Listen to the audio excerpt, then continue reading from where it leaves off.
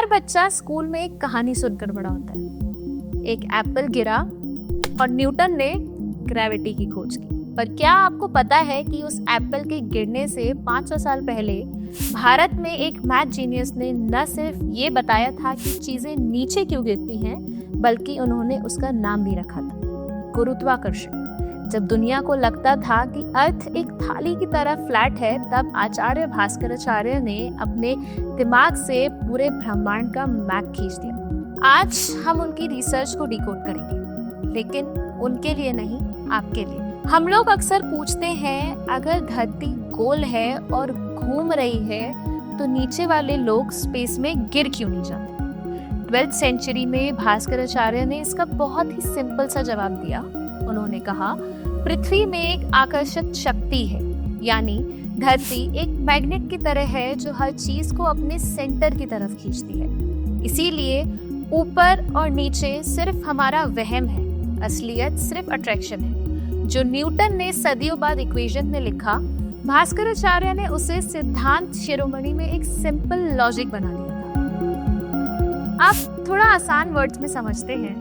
भास्कराचार्य ने वक्त को इतने छोटे हिस्सों में बांटा जिससे आज हम माइक्रो सेकेंड्स की बारीकी कहते हैं। उनका कहना था कि पल के झपकने के 1000वें हिस्से को त्रुटि कहते हैं। यही वो मैथमेटिक्स है जिसने हमें कैलकुलस का बेस दिया, जिसे हम वेस्टर्न मैथ समझते हैं। उसका बीज भास्कराचार्य ने 1150 एडी में ही बो दिया था।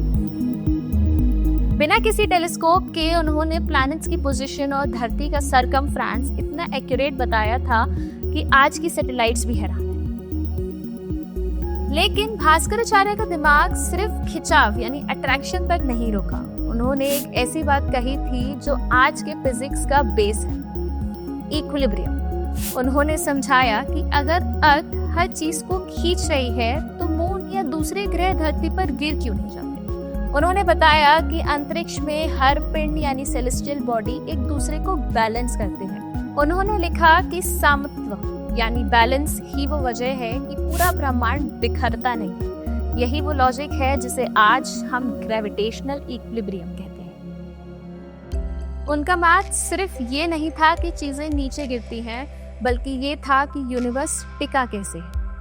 लेकिन क्या आपने कभी सोचा है कि अगर ग्रेविटी सिर्फ जमीन पर गिरने तक लिमिट होती तो हमारी हवा यानी एटमॉस्फेयर कब की स्पेस में उड़ गई होती? भास्कराचार्य ने सिद्धांत शिरोमणि में इसका भी राज बताया।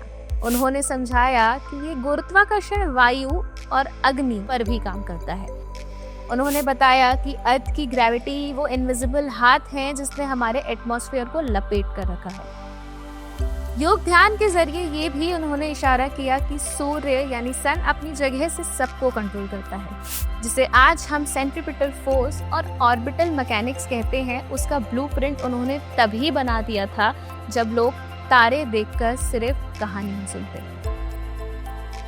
सोचने वाली बात यह है कि आज इसरो और नासा जिन ऑर्बिटल स्लॉट्स और ट्रैजेक्टरी कैलकुलेशंस का इस्तेमाल सैटेलाइट भेजने के लिए करता है, उसका लॉजिक भास्कराचार्य ने बिना किसी सुपर कंप्यूटर के सुलझा लिया। उन्होंने सिद्धांत शिरोमणि में ग्रहों के मोशन को मंद यानी स्लो और शीघ्र यानी फास्ट के कॉन्सेप्ट में समझा, जिसे आज Kepler's law of planetary motion के नाम से पढ़ाते हैं। जब हम मंगलयान को मंगल की कक्षा में बिठाते हैं तो असल में वो वही इक्विलिब्रियम है जिसकी बात भास्कराचार्य ने 900 साल पहले ही कर दी। ये सिर्फ पुराने श्लोक नहीं है, ये वो ओरिजिनल एल्गोरिदम है जिस पर आज स्पेस एज टिका हुआ है। तो अब सवाल ये है कि हम आज ये डिस्कस क्यों कर रहे हैं? इसलिए नहीं कि हमें सिर्फ पुरानी बातें करनी है, बल्कि इसलिए क्योंकि जब तक आपको ये नहीं पता होगा कि आपका पास्ट कितना पावरफुल था, तब तक आपको फ्यूचर डराता रहेगा।